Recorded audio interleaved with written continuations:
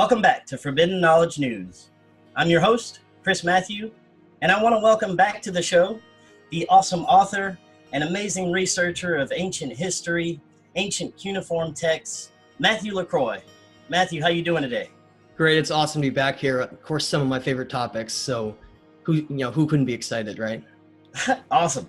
Well, we appreciate you joining us. And every once in a while, with returning guests, I like to get your a little bit about your background again and what brought you to your current path. Okay.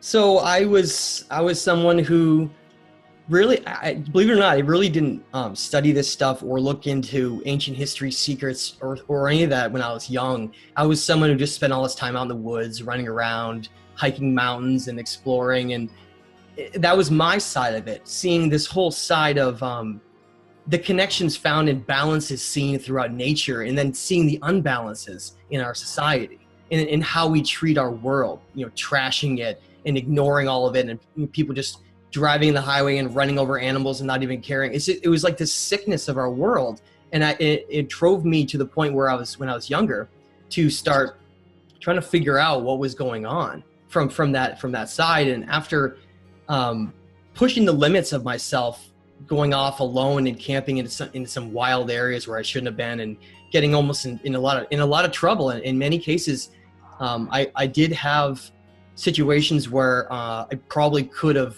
got either seriously hurt or lost my life. But because of those moments, it drove me to want to write them down. And that's where all of my career as being a writer, as my secondary job, started. And then that's where the whole ancient history thing began, because as I started writing down and looking into my perspective of how I viewed society and how I saw, the balance of nature and everything. And I wrote, my first book was actually called My Wilderness, because it was this idea of my perspective on how I viewed the world and the experiences that I was having, my experiences. And I'm subsequently going back to redo that book. But what really happened to me was in college, I started really researching this stuff. And after college, I got on a path, I guess, like a lot of people could say, where they really, they feel like they want to know answers. It's not enough and there's a lot of different kinds of individuals. Some people will be satisfied with learning more of a base understanding of how reality works around them, and then they feel like they have a grasp on things. So what do? They put it down and they go back to their life and they move on, right? They're done. Or people are in college and they're studying for years and years and they think it's all the same, so they think, oh, I'm done, I'm not going to ever research or look into things again. And unfortunately, that's a pretty large segment of our population, are people that decide that they're done learning and they just move on with their life. In reality, like a lot of us truthers know, is once you start going down this road, you realize that you don't really know that much at all, because there's been a lot of things hidden, and there's been a lot of means which have blocked off our understanding of the fundamentals of both ancient history and reality, because of a tightly controlled curriculum that was designed by the Rothschilds and the Rockefellers years and years and years ago, that is taught in every school. And that's why people when they start looking into the Sumerians and all of the advanced knowledge that they had, that they got out of nowhere, and they developed basically everything that we know of today in terms of the fundamentals of agriculture, governing, laws, mathematics, that all came from them. And yet the Sumerians aren't even really taught in school. There's not even classes really that cover them. If people happen to get into some special class that's being offered in college, then congratulations to them, but I never had those opportunities, and I don't think most people do either. And so when I started going down this road, it became apparent to me that there was a lot of information that was jumbled and just left out there with these breadcrumbs from all these ancient societies, and they were trying to tell us something. They were trying to tell us a story. And so I then got on this road of saying, well, what is our story, and what is the story of history?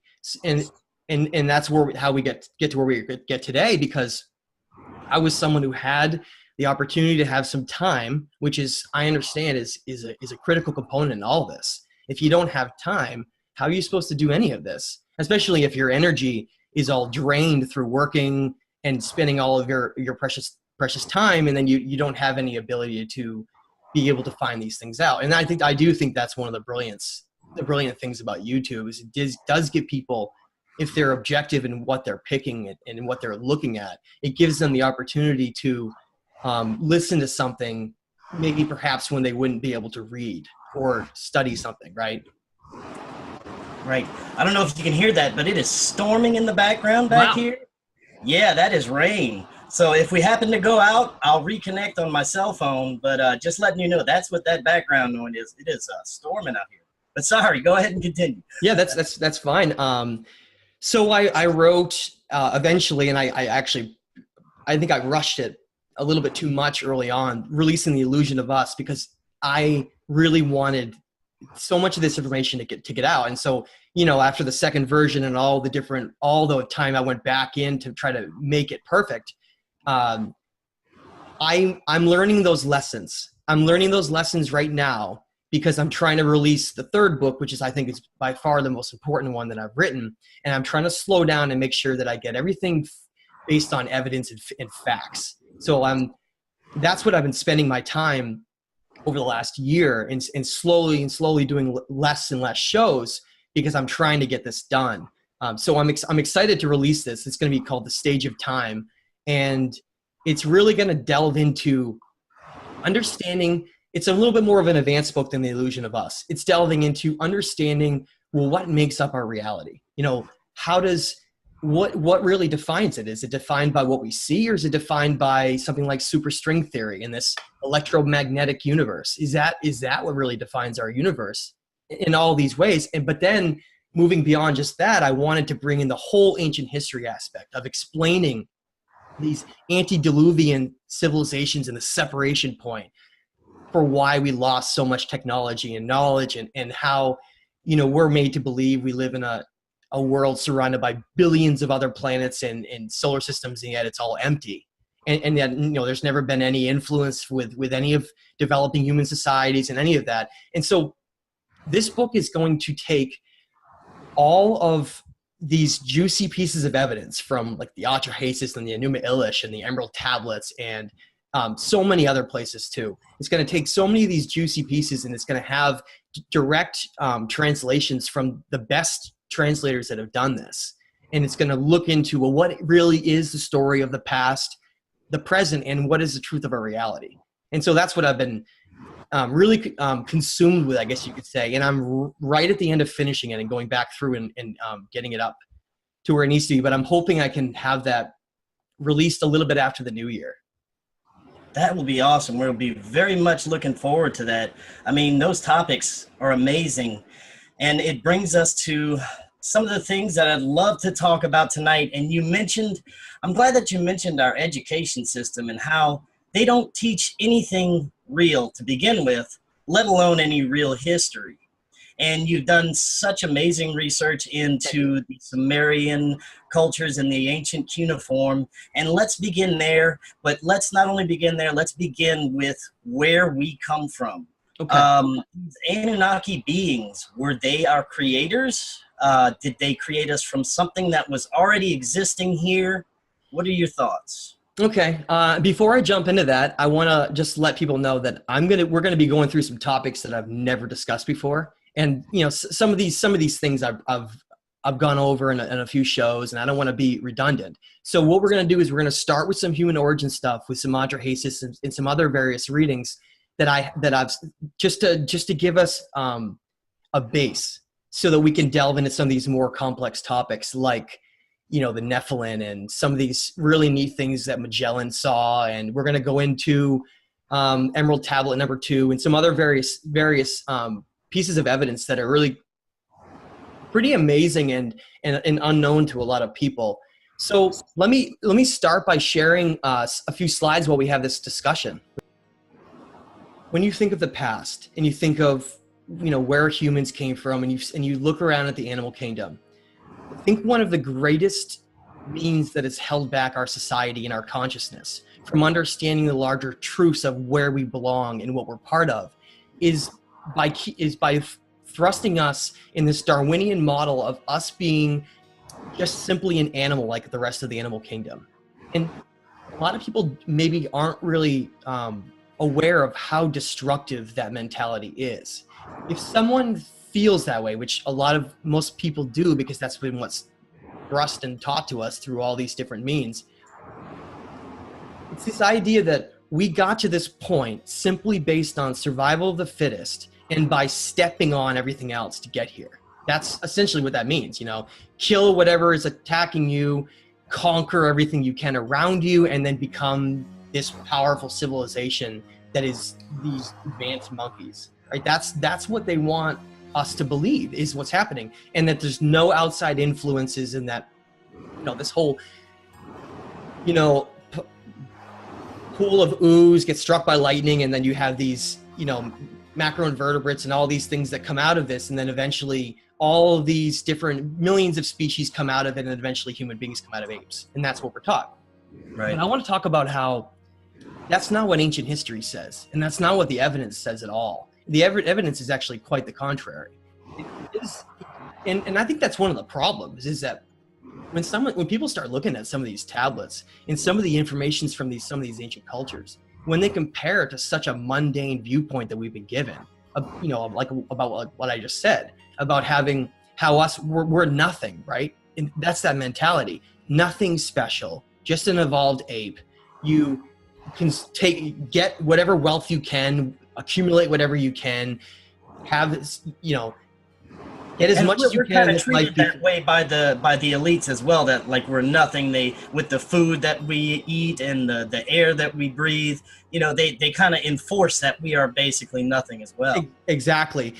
If you were trying to keep people from knowing their true energy potential and what they really are, one of the best ways to do it, besides hiding all this information, would be to dumb them down and sicken them so much that their entire vibrational structure of their energy is so low that they are functioning as a primitive being.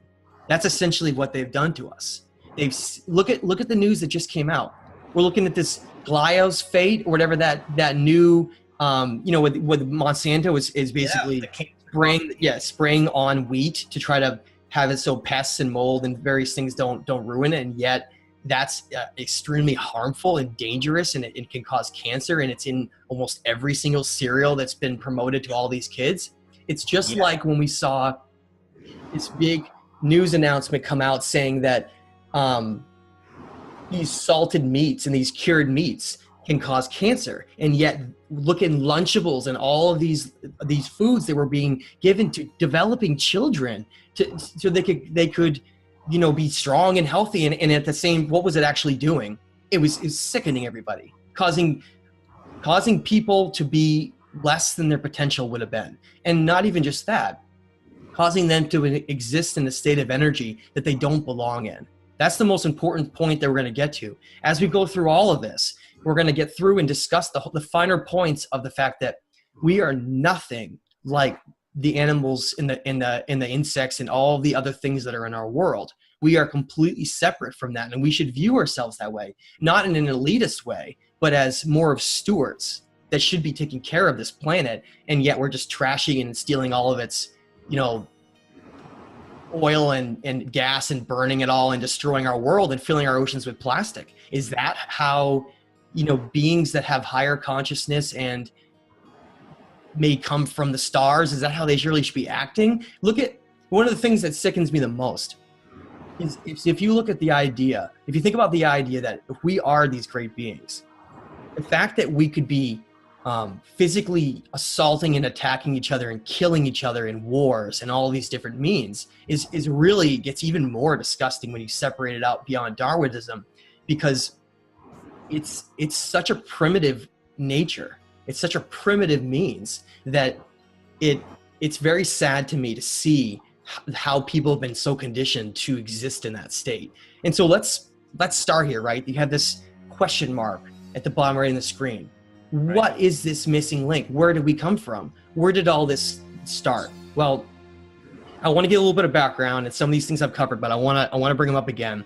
And if we look at cuneiform tablets from Mesopotamia. That's where you need to start. That's really where you need to start. But you need to get pure translations. Be very careful. I would essentially stick with the translations of George Smith and Stephanie Daly with some Zechariah Sitchin.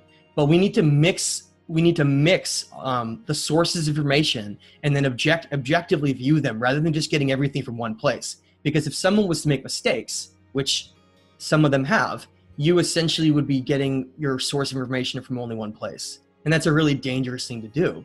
So if you get translations done from different people, from different angles, and they happen to correlate, that's how you know you have truth. At least as much truth as you can get without running into the idea that they could have been manipulated in the past, which I absolutely believe could be possibly true, but we can't know that. So we have to go with the evidence we have, and we have to try to objectively figure out using logic to come up with plausible conclusions for these things. And what they essentially say when you read something like the Atrahasis, one of these cuneiform tablets from Mesopotamia, which, by the way, is one of the only cuneiform tablets that's been translated and carried over by multiple civilizations. So you had Sumer, you had Babylon, you had several of these up in Assyria, where it was originally found in the library of Ashurbanipal. You have several of these different cultures that have retranslated this because of the importance of what it contained. Okay. And essentially what the Atrahasis says is this: long ago, hundreds of thousands of years ago, there were beings that came here, okay? And beings that are far more advanced than we are, that can even have the ability to have their consciousness possibly separate from themselves and be able to incarnate into somebody, or even be able to influence other dimensions below them, because they're more advanced beings. But they came here and they had you could call it a physical workforce, or just non-royal members. Because really, look at these families. Look at these royal families on our planet that are still here. Look at the Rothschilds. Look at the Queen and all these royal families that have these elite bloodlines. The only reason they're like that is because it was simply carried down and handed down from above. These beings have that type of governing structure.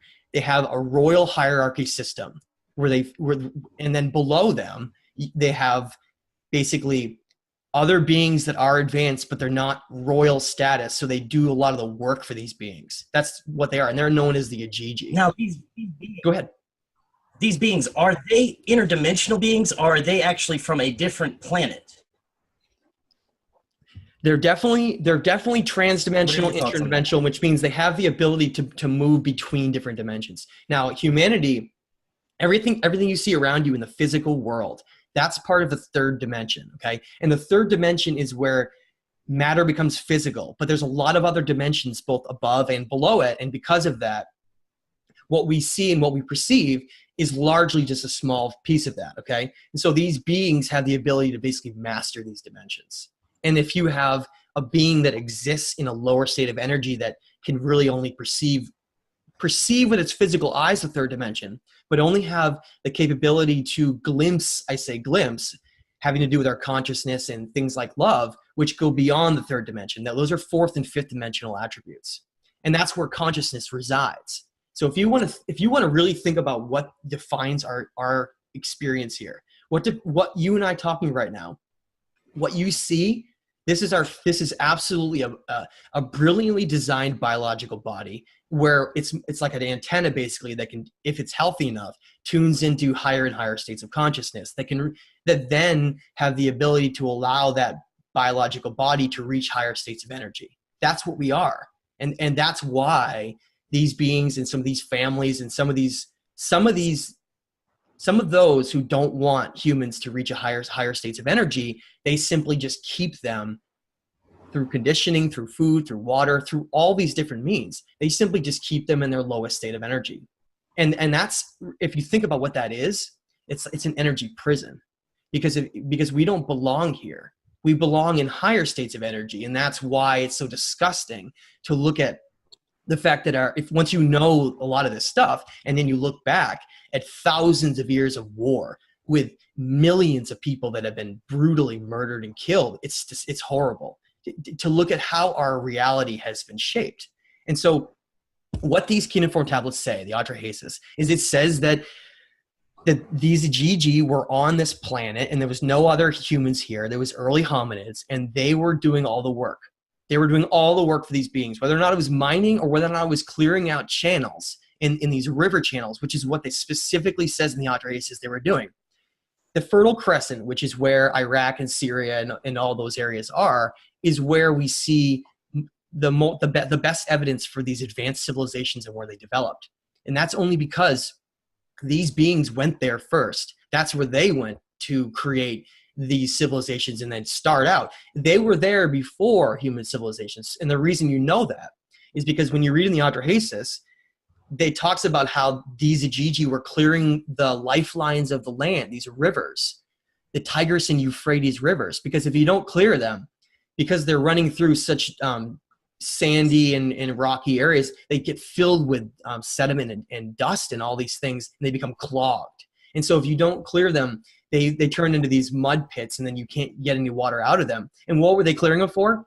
They needed it for water, for agriculture purposes and for feeding themselves. And that's why you see this continued common interest in needing some kind of a labor force to be able to supply them with energy and food and all these things, because you had these beings, again, that are higher beings who are being forced to do manual labor in the third dimension, and they don't want to do it. So eventually, this is where this 3,600 year number comes from. After 3,600 years, these Igigi beings, they revolted, and they actually took over, and they demanded relief, and they weren't going to do this work anymore. That's not what they were made for, okay? And that's where the story begins. Now, these translations of the Atrahasis, as I mentioned, because there's been a lot of stigma behind Zecharia Sitchin. He got a lot of things right. He got a few things wrong. But George Smith, first of all, translated the Atrahasis almost 100 years before anyone else. And that's important because it represents an unpolluted viewpoint. And then Stephanie Dalley came later in the 70s and 80s, and she further agreed upon the same translations. Almost no changes were made. And so I want to show some of what was said, and then we're going to get into some of these really interesting topics, like what are the origins of these beings, and what is the truth of the Nephilim, and some of these other really interesting topics. And I want to read a very short paraphrase. Yeah, Go ahead. No, I think that some of the reasons that we only hear about Sitchin's work is they just only want one viewpoint out there, as opposed to hearing all the ones that, like you're speaking of, to get a better understanding of what's going on. Exactly. And what do? They say Zecharia Sitchin had no professional training, and then they discredit him. How are you going to discredit Stephanie Dalley? She's one of the top Assyrian experts in the world. She teaches at Oxford University. She's still alive, and she's got several books. And so you have these experts who have translated this. And wait a minute, I thought the word Anunnaki was made up by Zecharia Sitchin. No, it's not. And you're going to see that when I read it right now. It's not at all. And that's something we need to really make a point of, is that these beings were first mentioned. They're called that because that was the first civilization that knew of them. And they called them that because they're actually called the Anunna. Anunna. They're called the Anunna, and then the Sumerians simply called them the Anunnaki because it represented them coming down to Earth, that's what Earth is. Earth, the name of Earth is actually Ki, which is really interesting, the word Ki, right? And so I want to read a very brief quote from Tablet 1 of the Atrahasis, which also echoes the Enuma Elish on Tablet 6. So that, again, if you find correlation, that's something you want to pay attention to, because that usually leads you more towards the truth. I'm just going to take a paraphrase from tablet number 1 of the Atrahasis, but this is essentially what it says in regards to human creation and the jumpstart that occurred to us. It says, Enlil sent for Anu to be brought down to him. Enki was fetched into his presence. Anu, king of the sky, was present. Enki, king of the Apsu, was present. All of the great Anunnaki were present. The Igigi declared, Every single one of us has declared war. We have put a stop to the digging. The load is excessive. It is killing us. Anu made his voice heard and spoke to the gods, his brothers. What are we complaining of? Their work was indeed too hard, their trouble too much. Anu made his voice heard Ea made his voice heard and spoke. Let us create a mortal man so that he may bear the yoke, the work of Enlil. Remember that, the work of Enlil. Let man bear the load of the gods. Nintu made her voice heard and spoke. On the 1st, 7th, and 15th of the month, I shall make a purification by washing. Then one god shall be slaughtered. Then a god and a man will be mixed together in clay. Let a ghost come into existence from the god's flesh. And let the ghost exist, so not to forget the slain god. And I just think about what that means for a minute. A ghost, consciousness, okay? So that they could create a being that would be advanced enough that what we think of as human consciousness, advanced consciousness, would be able to incarnate into it. And that's something that I think a lot of people, it gets past people. It's like, what about animals and in other biological creatures that don't have, a certain brain capacity and type of energy capacity? I think all consciousness has a common source, but I think that individual consciousness is what defines us, which is eternal. And that's where the whole karma and reincarnation comes from, because we do have our own unique conscious energy. And I think to allow that conscious energy that we are, that's higher dimensional, to be able to come into a biological hominid being, you have to have that being be at a certain point. What does that mean? If they wanted to create a being that was essentially stupid and would just be an animal that would follow basic orders, they wouldn't have higher consciousness. It just wouldn't happen. Okay, it'd be a much more basic type of creature. But instead of that, we had a situation where we have this incredible biological design, and I'll get into that more, where we have this ability to tune into our higher states of consciousness, and that's what we are. We're all these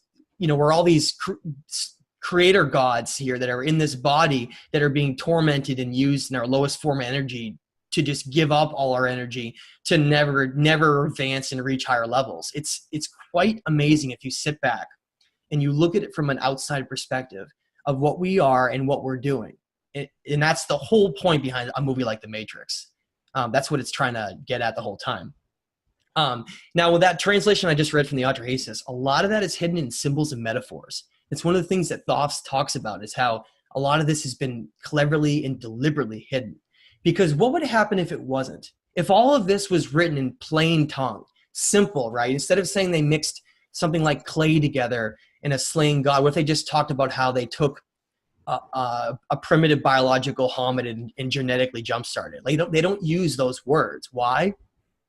Because this information is part of it's made to be uncovered through agreements that were made to be uncovered by those who have the ability to uncover it. So that if someone wasn't at a certain conscious level and they hadn't reached a certain imbalance, or they're not on a certain path in life, they can't just find this and immediately understand it all. Because the reason behind that is everything is protected, so that you ever heard that phrase, with great power comes great responsibility, right?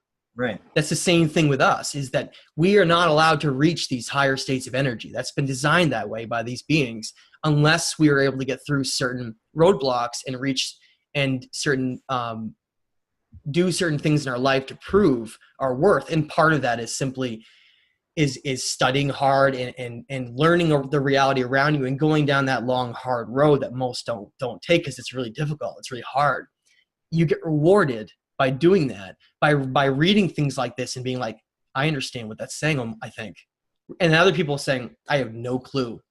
And that's the difference. And then those people that are understanding it are the same ones that are reaching higher states of consciousness. It's all connected. It's all connected in this. And So essentially what the Atrahasis says is, and what a lot of other cuneiform writings say from Mesopotamia, is that somewhere around 200,000 years ago, roughly, and the human genome, if you look at the sequencing and the age and what they think maybe how far back it was, that's also some agreement that's been made there too. In this time frame, doesn't mean it's exactly that, but it means a lot longer ago than we've been told. Oh, yeah. You know, the whole human story is given to us in something like 10 to 20,000 years, whereas really it's several 100,000 years, quite a bit longer. And that's a long time. Think about what you could do, civilizations could do in 10,000 years. And think about what civilizations could do in 200,000 years comparison. There's so much of human history that's been left out and suppressed and kept away from us that we don't know about, okay? Now, the first thing I want to bring up is that these beings on the right, Enlil and Enki, who's originally called Ea, they're not simply metaphors for things like the sun and the moon and the planets and the different, these are not just the archetypes of human nature. That's something that the experts tell everyone, and a lot of people, even people who are very smart, will say, okay, that's fine, they're all just made up. Then how could every culture all across the world echo the same exact information, knowledge, and the certain traits that these beings have had? I'm not saying that these beings have physically been involved in every single culture and like telling them what to do and handed them, but I think they were all based on ancient influences that have been able to carry through. Because, and we're going to talk about what that means as we go on. But so these beings came here again. Like I said, the Yajiji didn't want to work anymore. They needed some kind of a physical being to work in the third dimension, to labor here in this planet, because they were very interested in two things. One, they were very interested in harnessing the energy of our planet, because I think some planets, depending on their specific electromagnetic energy and the capability of what they have, some have far more energy than others. And if you're an energy being, or if you're just trying to harness energy, that'd be one of the things that you'd be really interested in, is some kind of a crystal energy grid, which is what they say existed here long ago by other civilizations that had come here, you know, way before they arrived. Okay. And we're going to talk about that as we go on. But so here you have the situation where you have these hominid beings, and they've been called, it looks like a combination of Neanderthal and Denisovians. These are absolutely the early hominids that were here, but they're not simply just an evolved ape. There was other steps and stages involved that also had a hand in them reaching the next stage that they were, because a Neanderthal and a Denisovian is much more advanced than an ape or a gorilla. I think part of it, we've been made to believe that maybe they were just like apes, but they really weren't. Actually, Neanderthals they were much stronger and had other attributes that we don't have, that we actually have lost since then. So these Anunna beings, these Anunnaki that are here, they trying to figure out what to do. How do they make a being? How do they make a worker that they can do this work? So because they're advanced hominids themselves, they needed the ability to have some similarity so that they could use their genetics to jumpstart one of these beings, okay? So they took these Neanderthals and Denisovians, and like I said, this question mark right here, that's where that comes from. That's why you have a doubling of brain size out of nowhere, and why you have these really strange incursions into the human genome. So they essentially jump-started the human genome. And today, and if people don't believe that, I'll ask you to look at one piece of evidence only. Ignore all this if you want to. Go study our genes. Go study our genome and go read about what scientists call junk DNA, but what's really called non-coding DNA. You can manipulate the past information all you want, but DNA holds secrets that can't be ignored or suppressed in terms of hiding it. It's there, and if they look, they're going to find it. And so you look at this aspect of what is non-coding DNA. What is that, man? Well, if we are a Darwinian ape that evolved naturally on this planet, what non-coding DNA is it basically provides the missing link that separates this entire thing. It proves that we're not an evolved ape, because what it means is non-coding simply means it doesn't share DNA with any other species on the planet. That's simply what it means. So if you think about, oh, well, we share a certain percentage with cows and monkeys and fish, and look, see, we're just like them because we share this percentage. How it really works with DNA is you have a base that's developed that takes up the majority of what the DNA is. It's like it's the base of that design. But what really separates these huge leaps and these gaps in the DNA of one species to another, in terms of one being more advanced than the other, are these small things. And that's why when you look at the percentage of non-coding DNA, it may not be huge, but it still doesn't represent any other species on the planet. And it is the reason why, if you take the combination of the fact that our brain is so much larger, and we have this DNA, it shows you the fact that we became separated from the animal kingdom a long time ago, hundreds of thousands of years ago, to be more specific. So, and I think it's very interesting that you brought up that they are actually advanced hominids. They are basically advanced human beings, and that's a big misunderstanding as well. A lot of people think that these are aliens, green beings with antennas and stuff, but they're just actually advanced beings from different dimensions. Well, okay, let's think about it for a minute.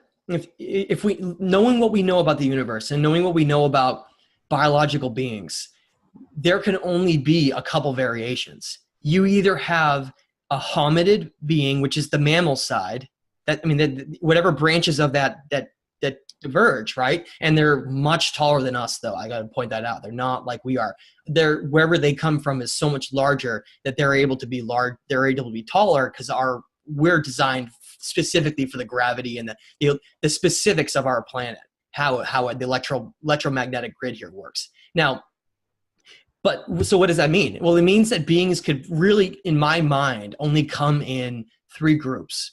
You either have some kind of a hominid being, you have some kind of a reptile being, which is a dinosaur essentially, but beyond that, or you have some kind of an insect being. There's really only three groups that could really reach higher states from under our current understanding. They could reach higher states, and I don't think that I'm not necessarily saying that there's all these insectoids and reptilians and all these things everywhere all over the place. I think that some of these beings reach such high states of advancement that they no longer look like what we would perceive as being like a reptilian being. In many ways, they may look a lot like a hominid or something, because I think these states of energy and higher consciousness in a biological being eventually take on a more advanced form. So we shouldn't be surprised that the Anunnaki are advanced humanoids, considering the fact that they're the ones who needed to use their genetics to jumpstart us. So if they weren't humanoids, then how would they be compatible to do that?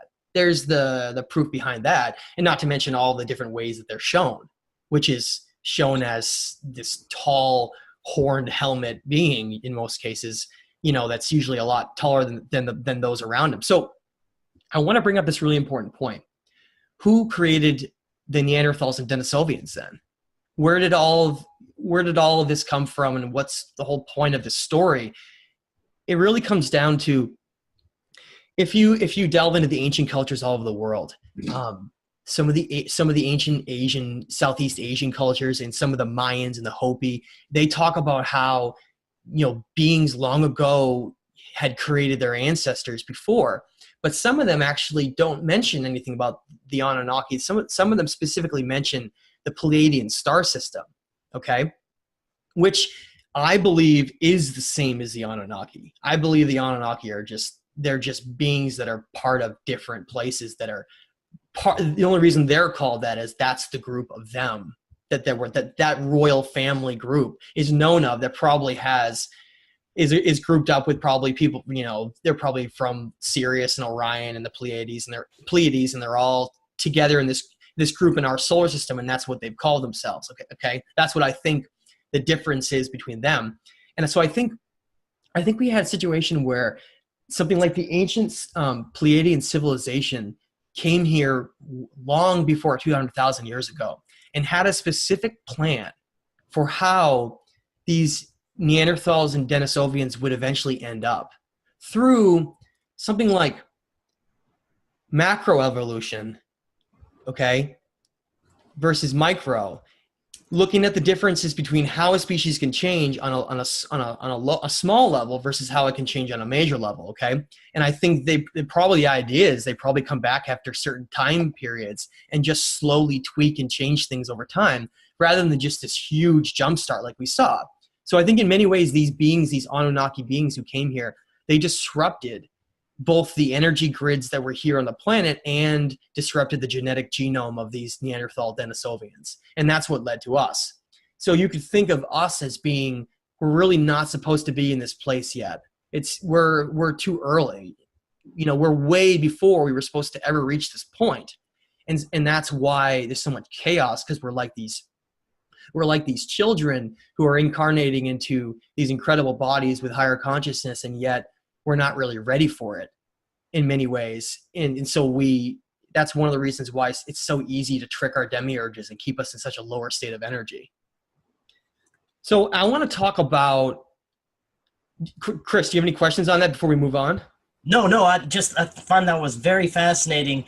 And just that I had, there must have been some kind of split along the way in the, or a disagreement in how we were supposed to go among the leaders or the hierarchy of the Anunnaki, because of the suppression along the way. But I'm sure you're going to get to that. Actually, I guess I should bring that up. Let me bring that up. That's a really good point. One of the things I talk about a lot is the whole idea that in this Royal Council of 12, they call them, okay? They've had many names for them. They call it the Elohim. They become the Council of 12, the Anunnaki. There's a lot of different names that they've been called, and they became greatly this is one of the reasons why I'm glad you brought it up. It's one of the reasons why we see so much conflict we see today is that Enlil, remember the work of Enlil, when I mentioned in the Atrahasis, the work of Enlil, he was in charge of the physical labor on the earth, on the planet, okay?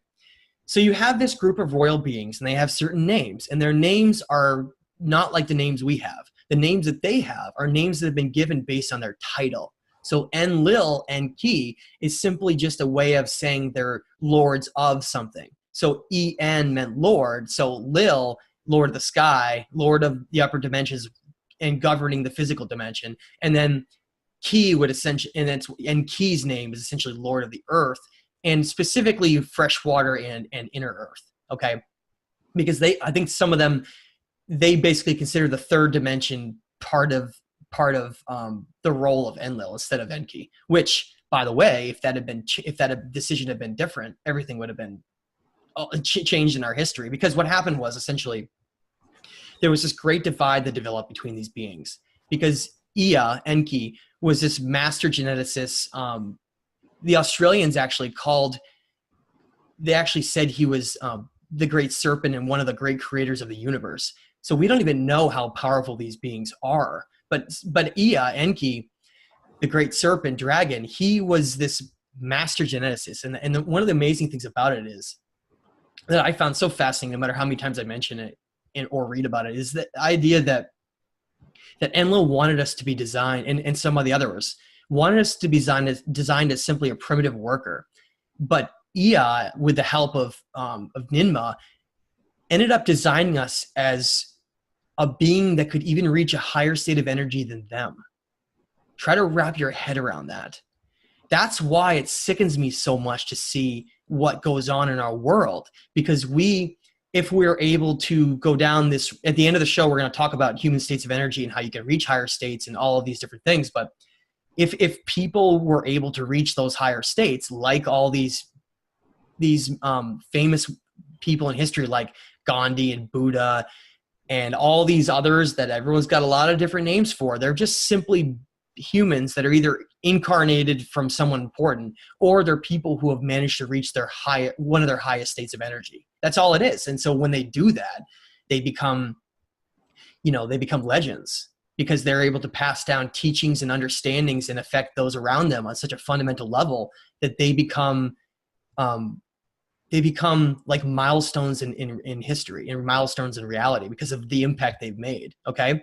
And that means that, getting back to it, so Ea secretly created the human avatar, this body that we have, to have what are called chakra centers of energy. And a lot of people hear that word, they think it's just silly terms for people that are hippies and all these things. And we've got to get past that. These are the essential aspects of what makes up our biological physical body. Okay. And what allows us to reach higher states. So what that means is this: everything comes down to energy and vibration. And as a human reaches these higher states of awareness and health within their body, they're able to raise their vibratory structure, their energy of their body. And when they do that, they basically unlock these different chakras which exist in the kundalini of our spinal energy, right? They're able to unlock each one. And as you do that, you're able to reach higher and higher states of consciousness and energy. And that's the very thing that some of these beings don't want, okay? And that's what Enki secretly designed us as, are these beings who could eventually, in the future, if they will get through the conditioning and slavery of their species in terms of how we are functioning, if we're able to get past that on this collective level, we can even reach a greater stature and ability to create them down. So we become the creators of our reality rather than them and others dictating how reality goes. If you have, let's just say, just hypothetically, all right, they were to say, have this mass news announcement that said that there was this massive bomb that went off and killed like thousands of people, but it didn't actually happen.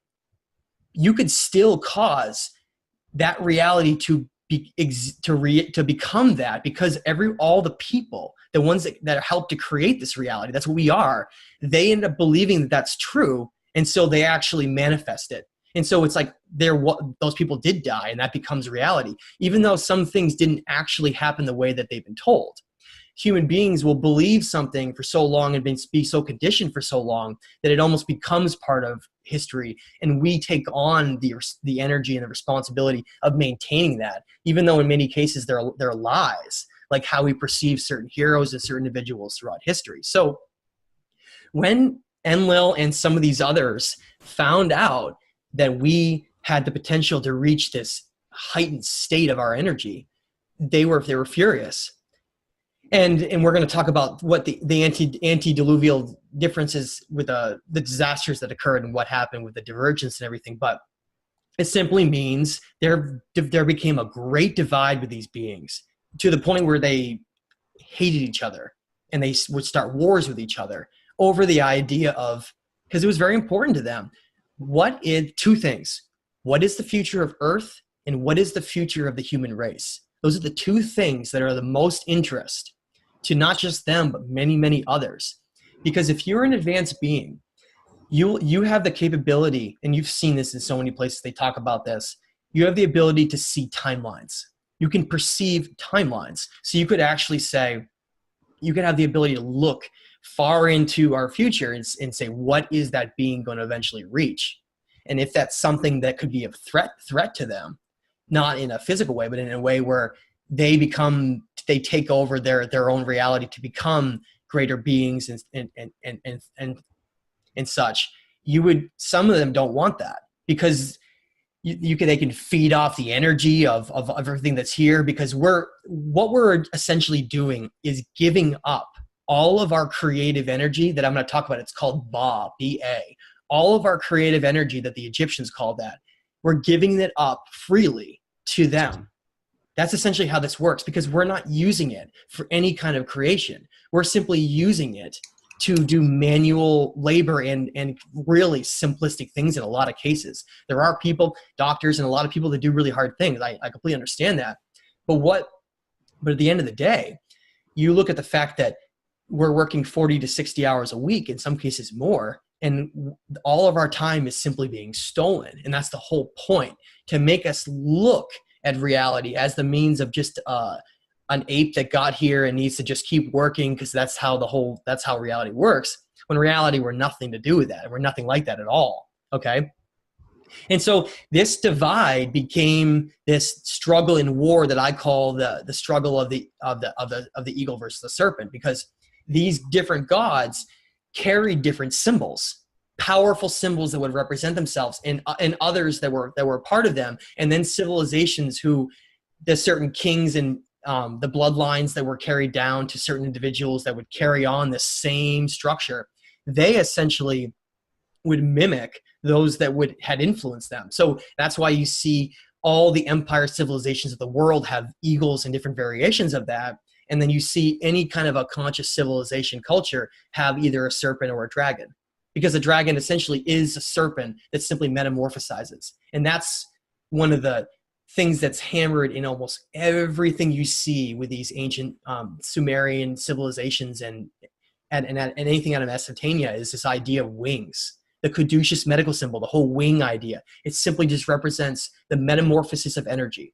So if you have the metamorphosis of the symbol of a serpent, which is a symbolic representation to represent that side, is higher knowledge, balance, wisdom. Okay. What does the snake do? It sheds its skin all the time, like transformation.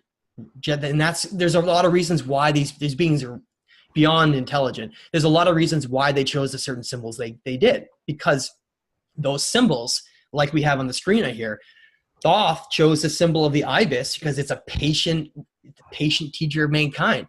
These are birds that slowly and patiently and methodically they feed and they exist. And that's the mentality he wanted to show, this patient teacher. And so none of these symbols that show these animals and these references, that's nothing to do with what they look like. We got to get past that. We got to look at this from a metaphorical view and a symbolic view, and look at what are they trying to tell us? What are they trying to tell us about human energy, about energy consciousness and energy of the planet, and what are they trying to tell us about all this stuff? And that's what we're gonna get into. So as you may have noticed, the conquerors of our world and our flags, if you do a little research and go look up eagle flags of history. Go look at how many there have been, and you'll quickly be like shocked and sit down and say to yourself, so the war, what does eagle mean? It represents seeing everything from above and being the controller and dominating everything and being a war power. That's what the eagle means. It has nothing to do with a beautiful eagle bird, okay? It's the symbol. And so you look all around the world at these civilizations, and they've conquered the serpent and the dragon. There's really nothing left. The last ones on our entire planet that existed were the Druids, and they were wiped out by St. Patrick and his thugs during St. Patrick's Day. That whole holiday celebrating the cleansing of Ireland and northern Scotland and that whole area.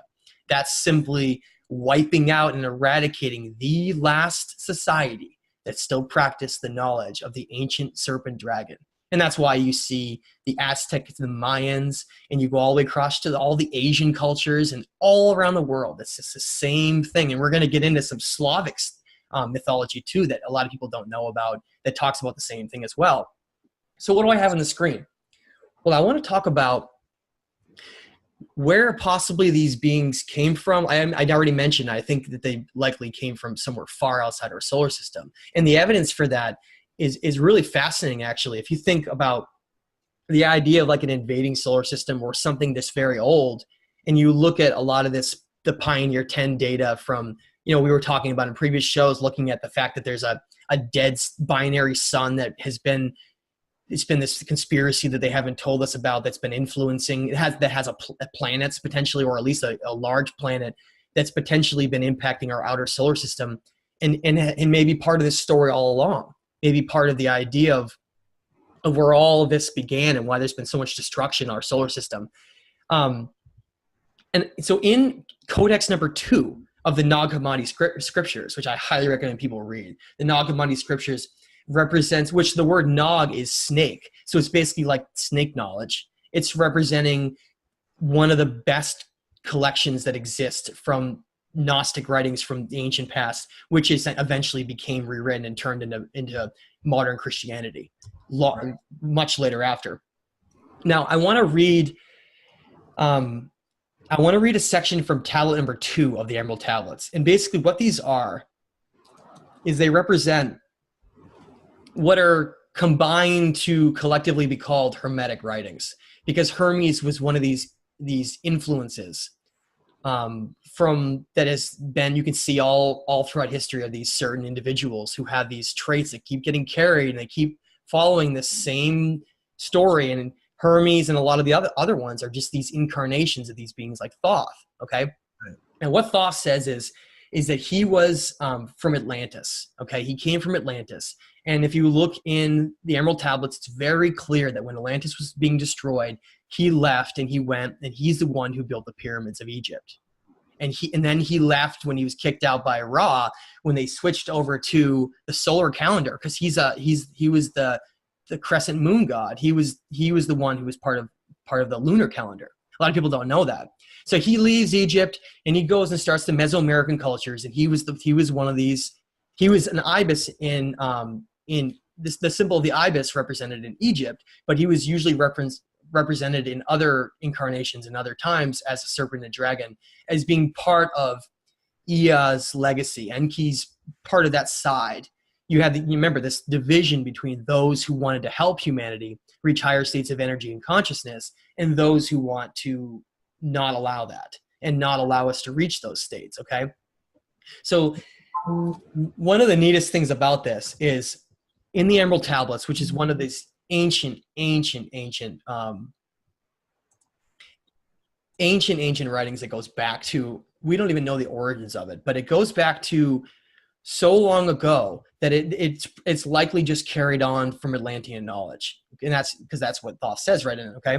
And what he says and I want to make another important point. A lot of people there's a group of society out there that thinks the Emerald Tablets aren't real, and they've been written by someone to trick us and all these things. Go look at how many famous people in history, such as Isaac Newton, who used the Emerald Tablets to literally figure out their theories on reality. Okay. What the Emerald Tablets do is they provide such conclusive evidence that we just keep verifying that it would be impossible that it would be a fake thing. Because if it was fake, why would it be truth? I mean, I've read the Emerald Tablets, and it would be an amazing fakery. I couldn't see how it could be, a fake. It's like every answer is there, right? It's amazing. And I want to read a section on this because it talks about these beings, these great Anunna beings. It doesn't mention them by name, but it mentions, them being part of this and where they came from, and how these beings really are, we're the children of them. We're in the design and the essence of them. Okay. And that's why there's so many common references to children. And I'm going to read a segment from tablet number 2, where it says, far in a past time, lost in space time, the children of light look down on the world, seeing the children of men in their bondage, bound by the force that came from beyond. Knew they that only by freedom from bondage could man ever rise from the earth to the sun. Down they descended in created bodies, taking the semblance of men as their own. The masters of everything said after their forming, we are they who were formed from the space dust, partaking of life from the infinite all, living in a world as children of men, like and yet unlike the children of men. Then for a dwelling place far beneath the earth's crust, blasted great spaces by their power, living in the world as children of men, surrounded them by the forces and power, shielded from harm, they, the halls of the dead. Side by side then, placed they other spaces, filled them with life and with light from above. Builded they then the halls of Amenti, that they might dwell eternally there, living with life to eternity's end. 32 were there of their children, sons of the lights, who had come among men, seeking to free from the bondage of darkness, those who were bound by the force from beyond. So One of the things that he mentions there that's so fascinating is, well, many things, but one of them is the halls of Amenti, okay? And right now we're seeing all these discoveries being made with all these tunnels under the pyramids of Giza, where some of these areas underneath, some of these tunnels and these openings may be more extensive than even what's on the surface. That is something that people have to wrap their minds around, is that the surface may just be one of the places where a lot of these secrets lie. And most of them may actually be underground, because these beings are very smart. They know, and they look at Earth's history, that there have been so many cataclysms and destruction that have occurred that they can't risk losing everything on the surface. You know, you're not going to lose the Great Pyramids because they're so huge. And that's one of the reasons why he built them, besides energy. It was also to be a beacon for the future. But also, if you build underground, you know that it'll be protected. It's in some ways forever. So one of the greatest discoveries that's going to be made in the future is going to lie in these tunnels underneath the Great Pyramids. Where now, hasn't NASA taken over an aspect of the Giza pyramid? Have they what? Now, haven't they taken over some aspect of the research at the Giza pyramid?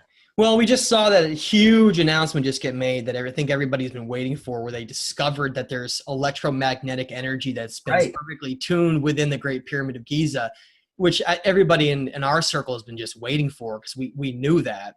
And that's simply just the component that is about harnessing the energy, because there's no writings or anything in the pyramids, and there's never been any pharaohs found in them. Those are all lies.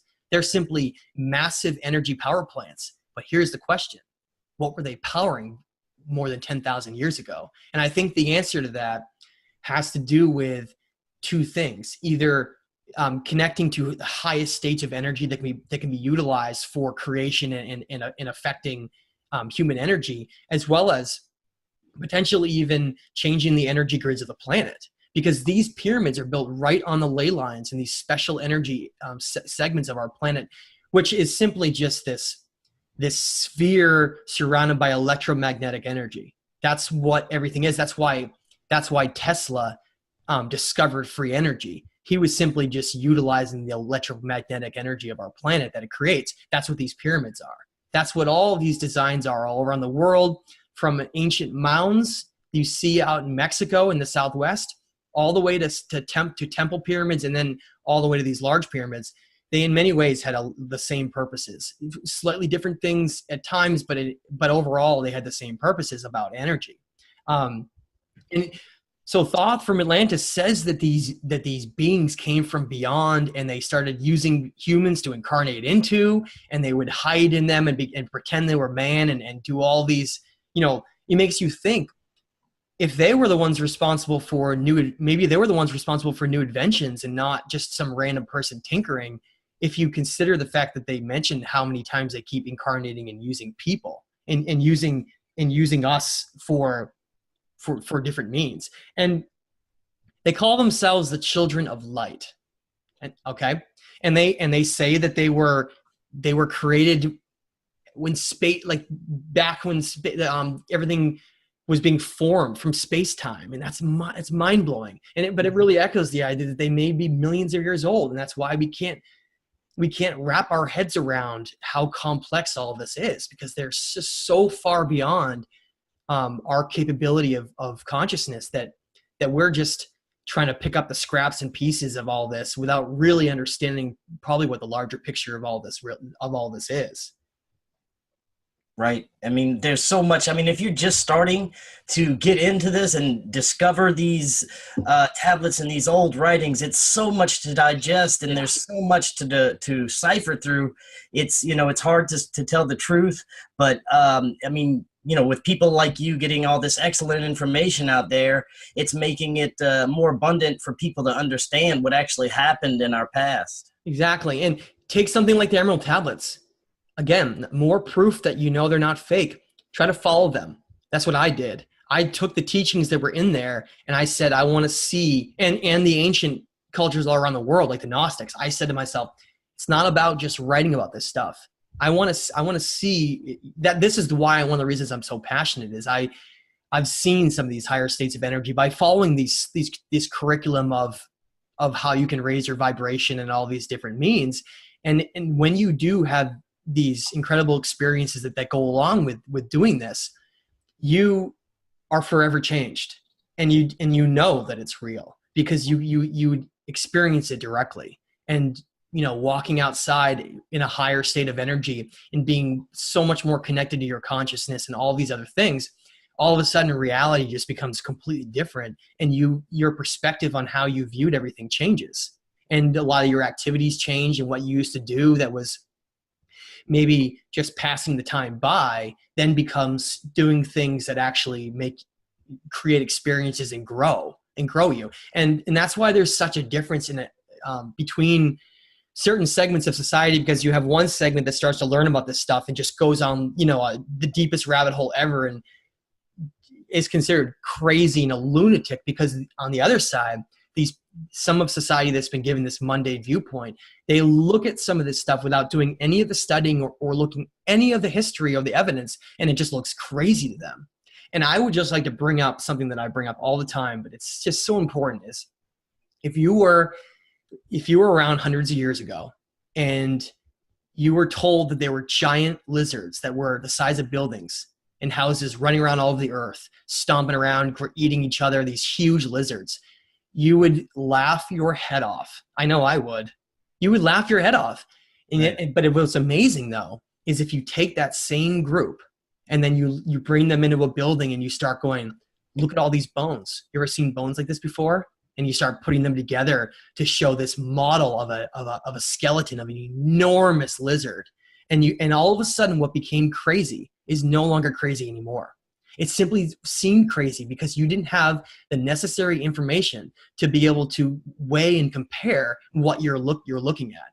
And so all you have to do is well, not all you have to do. It's a hard road, but by going down the road of accumulating this knowledge and doing this, you're able to separate yourself out, to know that there's all this stuff is existing. A lot of it's real. Some of it might not be, but a lot of it's real, and it's our job to find out what's real. Wouldn't you agree?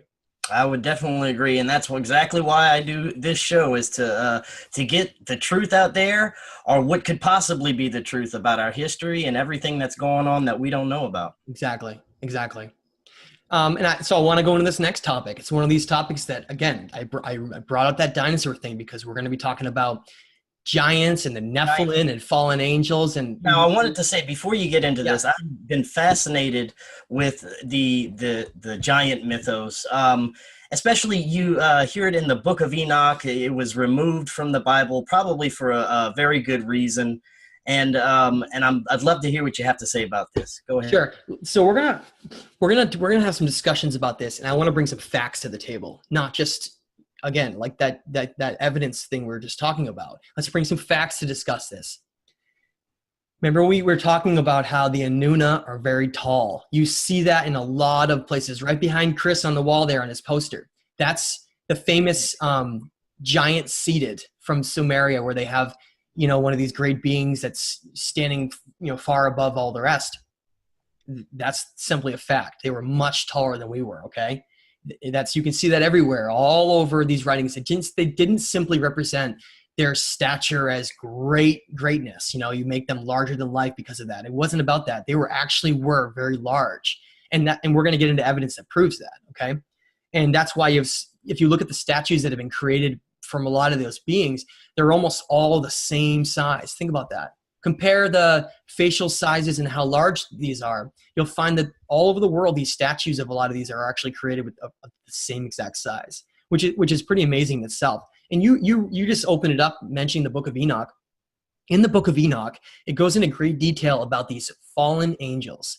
And if you want to understand giants and the Nephilim, you have to first understand what fallen angels are, because they're directly connected in all of this. First of all, there's no such thing as angels, and there's no such thing as demons. It's just simply references to place something in a certain framework to understand it, okay? Because some of these angels are actually pretty bad beings. And some of those who we think are like Satan, the devil, and all these bad other beings are actually not bad at all, because the modern church ended up creating incredible confusion when they took all of these things that are not supposed to be literal, and they designed it in such a way where a lot of people are so confused because of it, because of what they've done about the whole heaven and hell thing. Heaven is simply higher dimensions. Hell is simply lower states of energy where energy is managed and manipulated. That's what essentially it is.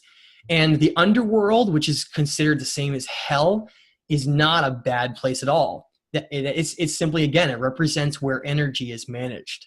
Okay, these terms all to confuse us. Yeah, these terms have been incredibly perverted, and that means taking their true meanings and not only inverting them, but making them, turning one into like a demonic term that has nothing to do with it. Take an example of, before I get going, continue on this. Take an example of Satan. Satan, this figure, has this pitchfork, right? And at the same time, if you look at the trident carried by all kinds of references showing what most likely is probably Enki, Ea, and showing Poseidon with his trident, right, you see very quickly that the pitchfork is simply the inverted version of the trident. That's it. That's all it is. And that's why all of this stuff has been manipulated so much. So the Book of Enoch, which is one of the most important Gnostic set of writings ever written, along with like the Nag Hammadi scriptures, was just very cleverly written out of the modern Bible because of what it contained. It talked about these fallen angels. It talked about, the Nephilim. What are those terms? Well, fallen angels, what it means is if these beings, these Anunna beings, these Anunnaki beings exist in higher dimensions, and there's these higher dimensional beings, they're more advanced. What the term fallen means is if they did something very wrong, they were cast down and they were no longer immortal, essentially like eternal, and they were forced down into our reality, and they had to live out either existing here in this reality, this realm, or they had to live out being an actual physical being that could die. And so the term fallen angels means that they were cast down to the physical realm of earth, and some of them were forced to remain here, and they ended up causing chaos because of it. Okay. And so what that means is one of the most common reason why they would be called fallen angels is that they would come down. Some of them would come down and end up having promiscuous acts with females, because female women are beautiful. That's not just my perspective. They are. They're beautiful, and they attracted some of these beings who, look at how Enlil views the human race. He called us beasts who never deserved these divine genetic gifts that were given to us. So if you have that mentality held by some of them, where they don't think that we ever should have had this given to us in the first place, that's one of the things that justifies their reasoning by keeping us in a lower state of energy, because they don't think we deserve it. So if you have that mentality, and you have some of these beings that mate with mortal women, was seen as an incredibly despicable act. And so that they were then kicked out from this realm, this higher dimensional conscious place that they exist in, and they were forced into our realm to stay here eternally. Okay. Now, and that's why we have these terms with, the Michael, these archangels, and all these different things all throughout religion. Okay. Now, what is the Nephilim? The Nephilim means any of these fallen angels, these Anunnaki were cast down for having promiscuous acts with mortal women. Any of those women who gave birth to a child who was directly crossed with these genetics, those were the Nephilim. Now, because here's the evidence. Because if you look at all the evidence, we're going to go over all this stuff that mentions the Nephilim and the evidence for giants in history. They're even shorter than the Anunnaki, because they're only half the Anunnaki. Okay. That's why in the Sumerian king list, the reason why we have so many kings that were so tall and lived so long was because they were literally direct crosses of these bloodlines in these Anunnaki branches. Okay. And that's the same thing that continued all throughout reality.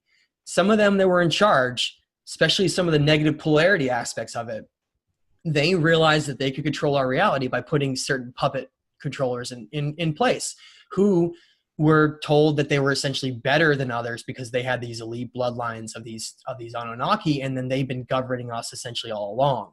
But things have gotten out of control here. Okay, this wasn't supposed to be this bad. It really is. The way that they've controlled us through energy and war and keeping us in a lower chakra of energy. If you keep a human being in their red root chakra of energy, which is where a being will exist if they're still in a state of fear, and being manipulated through their demiurges. That's what those are. All those primitive urges are demiurges. That's why Thoth in the Emerald Tablets says, from a force that came from beyond. He's talking about this whole preying on our demiurges thing. By understanding our demiurges so well, if you perpetuate them, you keep us in a lower state of energy. That's what all this is all about, okay? So the Nephilim were all of these offspring of the Anunnaki through these human women, and it got out of control. And this, by the way, we're talking about over 100,000 years ago in most cases, okay? Ancient, long ago. So these offspring are born, and you have essentially giants, either that are kings or they end up going off and just going to some other part of the world or something. And so you have essentially giants all over the world that don't belong there. They're not even designed to exist in this type of world. Again, remember, we're designed to specifically function in this size planet with this electromagnetic gravity sphere because of how tall we are and how our energy is designed. They're not supposed to be here. They're an abomination. Okay? Right. Because of that, that was one of the reasons why these beings allowed such a devastating combination of events to occur that led to this deluge, because they wanted to, some of the interested bee wanted to restart the whole experiment that was here, because it became out of control. There was Nephilim everywhere, and they were causing our genetics and our future to be skewed and changed. So if you read in the King James Bible, if you want to see some of these references, it's pretty amazing. It states in the King James Bible, there were giants in the earth in those days, and also after, when the sons of God came in unto the daughters of men, and they bore children to them. The same became the mighty men, which were the old men of renown. So think of something like Hercules. So all of these great heroes, all of these great kings, they're all simply these crosses of these special genetics of the Anunnaki. That's why they were so strong and so tall and lived so long, and that's all it is. And over time, our genetics have both been downgraded, and it's just been so long since then that a lot of those gifts have been lost. We still have tremendous gifts, but they're largely dormant inside our genome, and we're going to talk about why that is, and later on at the end. So, and we also killed off most of these giants ourselves. Yes, and that's what I'm about to get into. Now, okay. I mentioned that quote from the King James Bible. It says there were giants in the earth in those days. And then remember, it says the sons of God came down. That are just simply talking about the Anunnaki. These fallen. It's the same thing. They just use different terms. Okay. Now, what that means is, eventually, over time, armies and different aspects were hunting these giants down and killing whatever was left. Because one of the hardest aspects to understand about this is this history that the King James Bible is talking about after this deluge, because the giants weren't all killed. A lot of them were, but some of them went into these massive caverns in the earth, and they survived. And that's why it says there were giants in the earth, and then in those days and then after.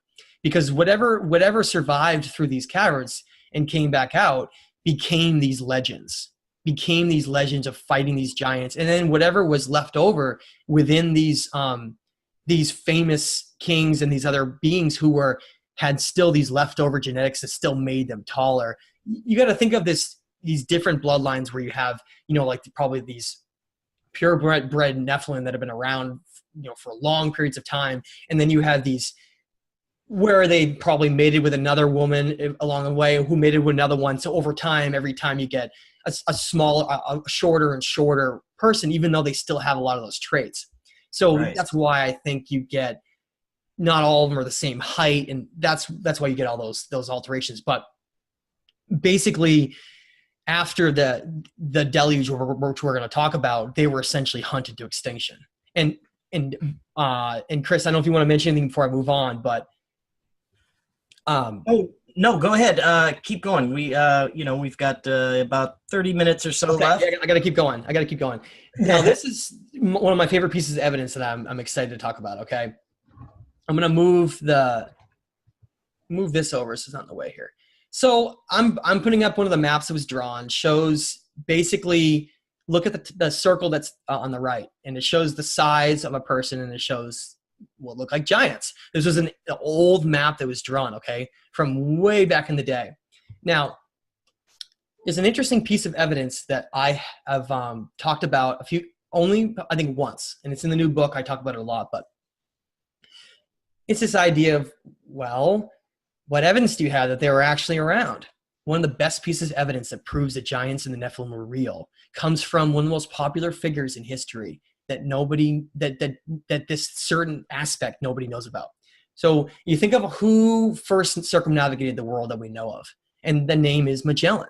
Okay, you have all kinds of famous stories about how he traveled around the world and mapped it, and he was the first one, and everyone's like, oh, that's great, but there's more to the story. If you actually go look into some of the records that were done by the people that were part of the party that went with him on these journeys. Okay, so you'd have Magellan, who is the head of all this, and then you had certain individuals who were recording the events that happened along the way. Okay, now one of those individuals basically was talking about what Magellan and his crew encountered in Patagonia, and it's so fascinating. I encourage people, please look into this, and it's fascinating because nobody talks about it, and it's not studied or known about. It's one of these suppressed historical aspects that's happened. Now, in 1520, Magellan is trying to sail around the world, and of course, Panama Canal is not there yet, so he's got to go around South America. And while he's going through this area of Patagonia, which is now called the Strait of Magellan, by the way, in that area, it's all jumbled islands and glaciers and mountains. They had to go inland to get food and water. And while they went inland in this remote part of the world where nobody had ever been, they record in these documents, in these writings. That's why this map is drawn this way. They record that their party came under attack by, they called giant men, that some of them were over 10 feet tall. That's in the records from Magellan and his party, okay? Over 10 feet tall, and they had to fight them and then flee from these regions. These parts of the world that had not been conquered by armies still had these leftover remnants of these giants in the Nephilim. And there's one more that's another aspect of this that's amazing. Look into some of the Roman stories, some of the stuff that's been written about the Roman armies when they pushed into Germania, which is the region of Germany now. They had these famous regions where there was these massive forests, these German forests that no one had really conquered or penetrated, and there was different violent groups, but there was also remnants there was Nephilim giants that were hiding there. That had to seek refuge in these different places. And so in Germania, the Romans have records of how they were fighting giants. Some people don't know that, but that's absolutely true, that they were fighting some of these tall men that sometimes took many, many Romans to have to take down and kill. And of course, Romans, when the Roman Empire collapsed and Constantine changed the whole thing over in Constantinople to turn into a Christian, it was called the Holy Roman Empire after that point, because it ended up taking Christianity and using it as part of its power. They, of course, wiped all these records, so nobody knows about it. Right. But there's this whole side of giants in the Nephilim that's very real in our history. And it not only shows that giants are real, but it shows that these Anunnaki beings were much taller than humanoids are today. Right. And also I want to ask you briefly about the elongated skulls. Now, did some of them also have elongated skulls like you see that have been recently discovered? Yeah, I definitely think that some of them had very tall heads and these abnormalities. And I think and there's another side to it. I think some of the cranium enlargement that you see is the idea that they knew that there were there were beings that were a lot more advanced than them that had given their ancient cultures wisdom and knowledge. And so what they would do is they would try to mimic them by, if you enlarge their cranium, they would try to show that they were smarter and almost like a stature thing of being more important. So there's probably two reasons why they did that in my eyes.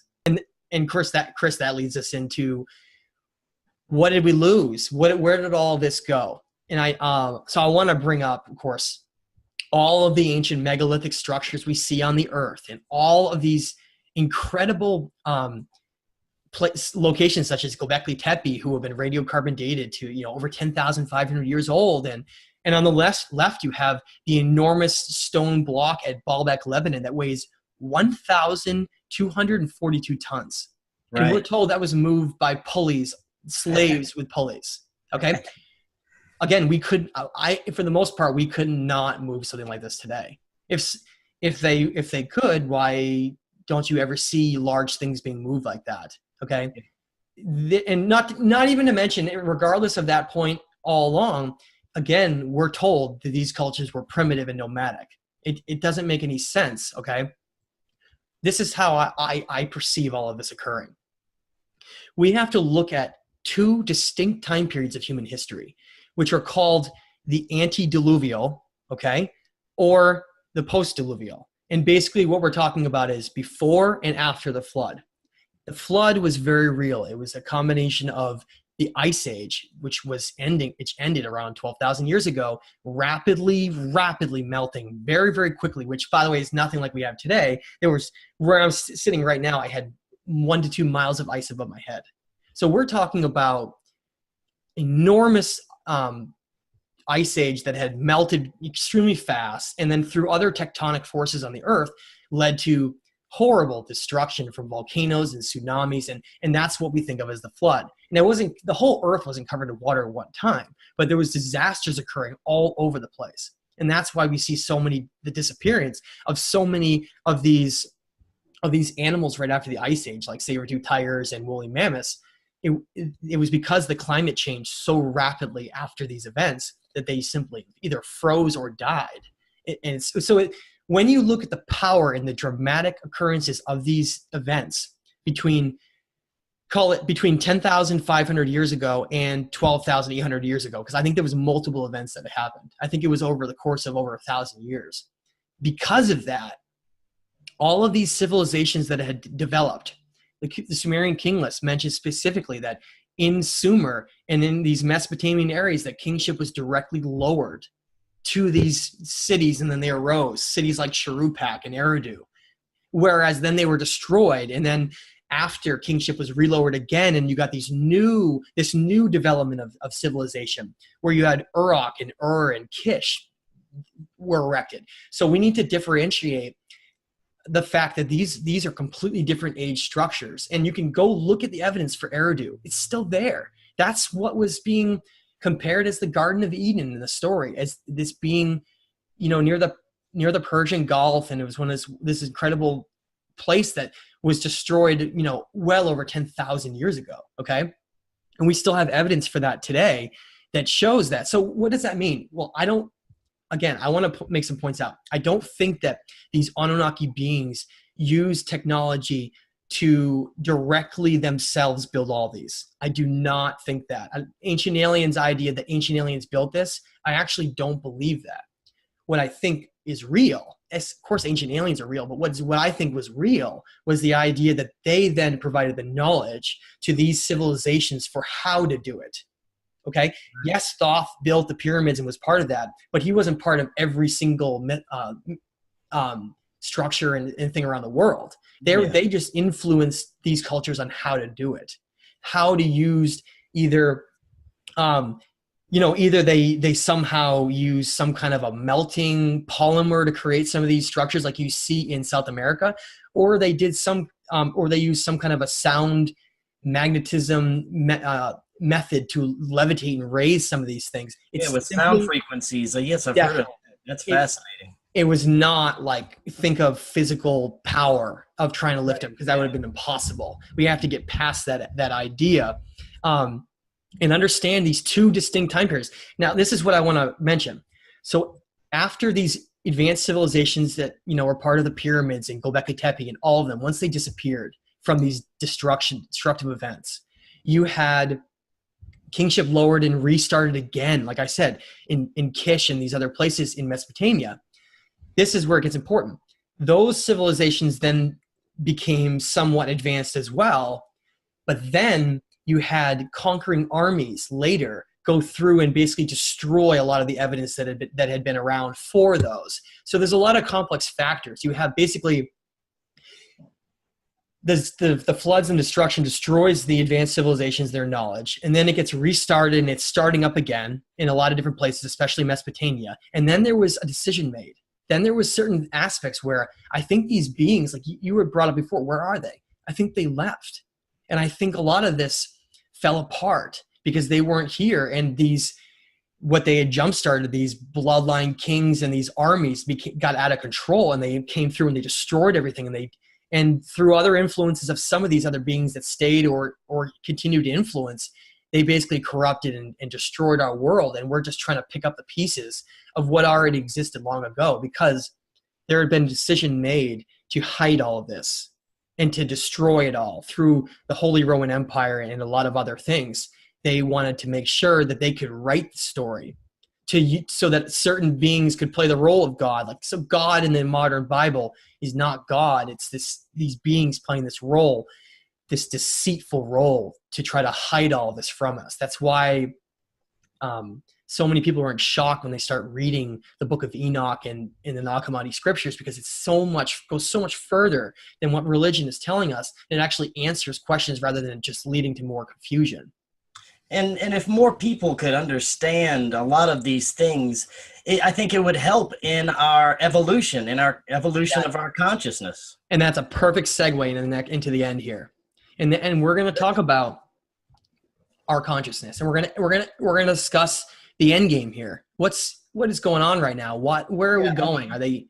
You always get a sense that, you know, you're meant for so much more. You get up, you go to work, you come home, and you do it all over again every day. You get a couple of days off for, you know, what they call relaxation, but you're truly free.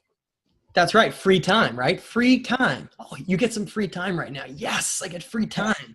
Why don't we have think about a reality where if our economy wasn't so based on manual labor and a lot of the things that we do are done in an automatic way, and people's creativity and their energy was used for really important things, and people would come together.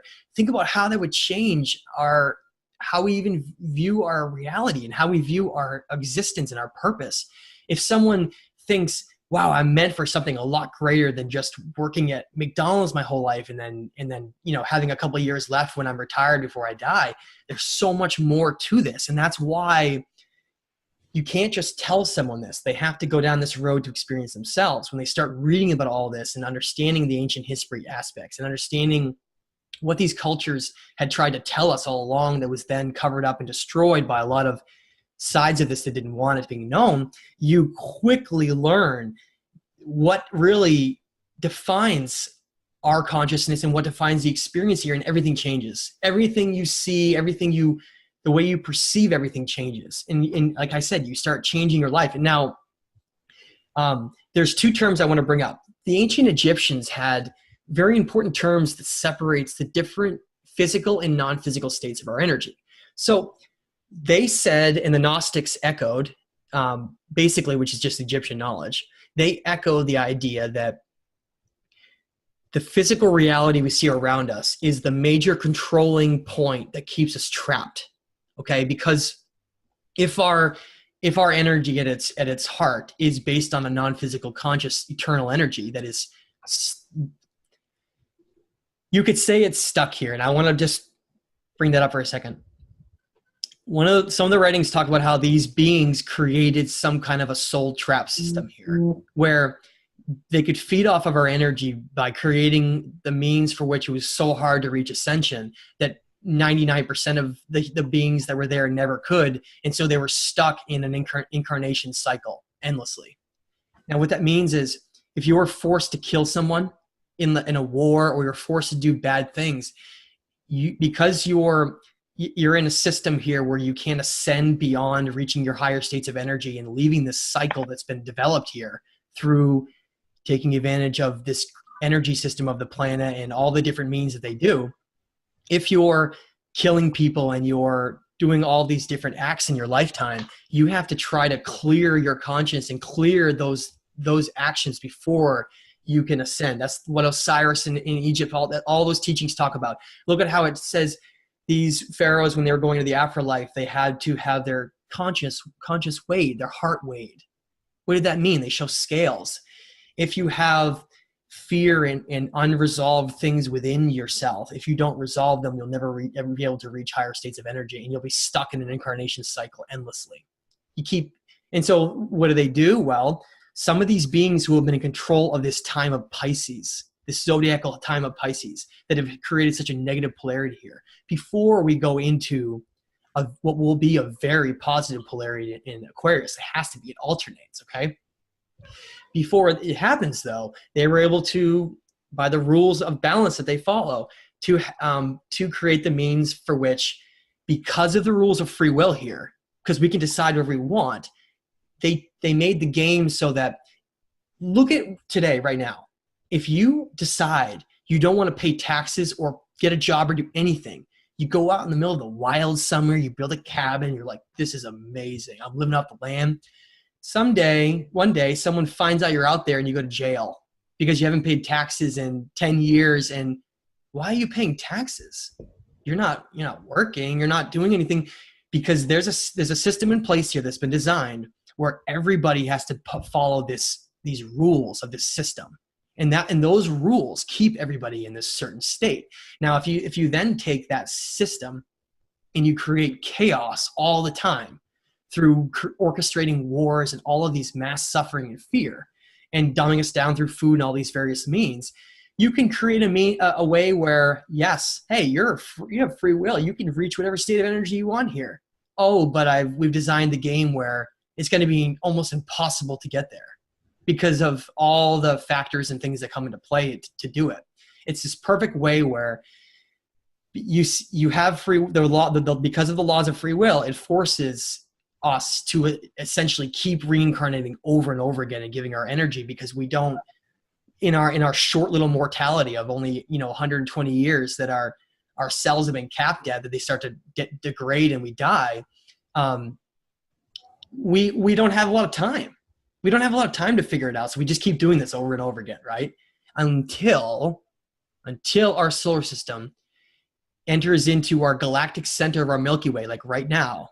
And some of these beings knew that despite all the energy slavery and all the things that could happen, they knew that eventually we would reach these higher states of consciousness, regardless of all the means that try to prevent it, simply because when you reach the galactic center, the energy is so much higher and your vibration goes up. It's almost like a boiling pot of water on an oven that you cannot hold in any longer. And that's where we are now. At this point right now, there's a war in our reality, in our world, to both condition people further, hiding the truth, and to try to create some kind of a draconian one world government where people lose all ability to have freedom to ever reach their highest state, to put a stop to all what's going on right now. And that's where we are right now. I mean, you hear it all the time that we're living in some sort of simulation, or like it's like a training ground so that we can actually ascend. It is. They call it a holographic universe. It doesn't mean everything's fake. It simply means that everything comes down to certain levels, strings of vibration. It's called superstring theory.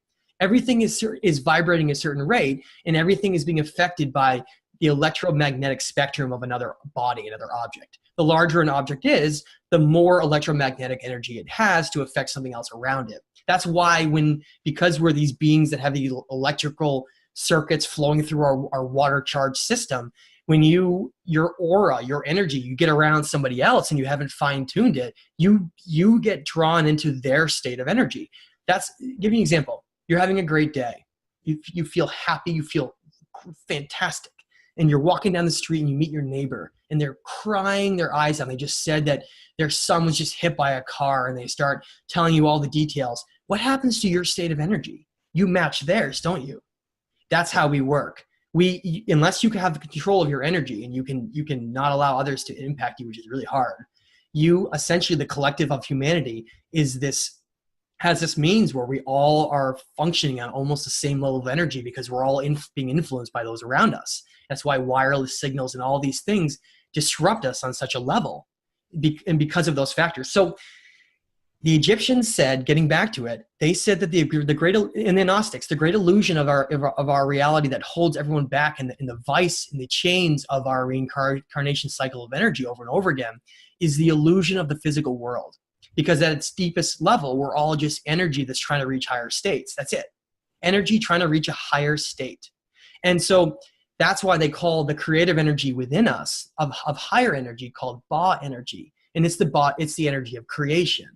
Meanwhile, the energy Ka, the illusion of the physical world, if someone becomes so focused on that, on just dominating the physical world, they're just caught in their own, they're chasing their own tail, if you think about it, because that's just going to force them to be stuck in an endless cycle forever. So right now, to end out, here we are with these higher states of vibration that you can't help but just happen. That's why so many people are just, one day they're just rapidly changing when they see something. It's just triggering them.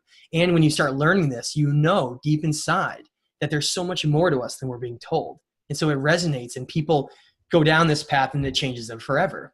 And that's going to happen on a faster and faster level now as we get to this point. So here we go right now.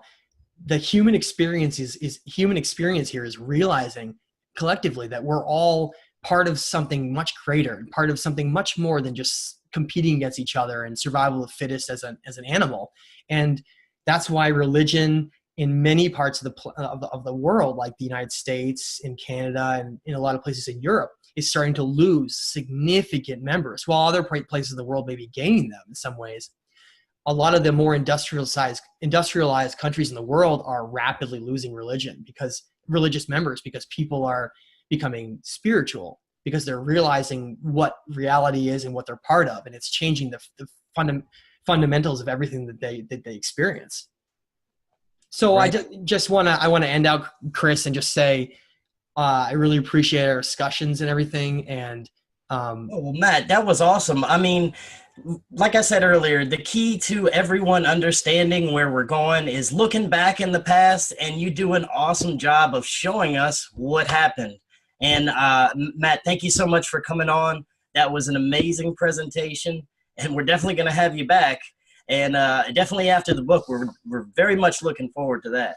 Thank you so much, Chris. I really appreciate everything, and I look forward to another discussion again.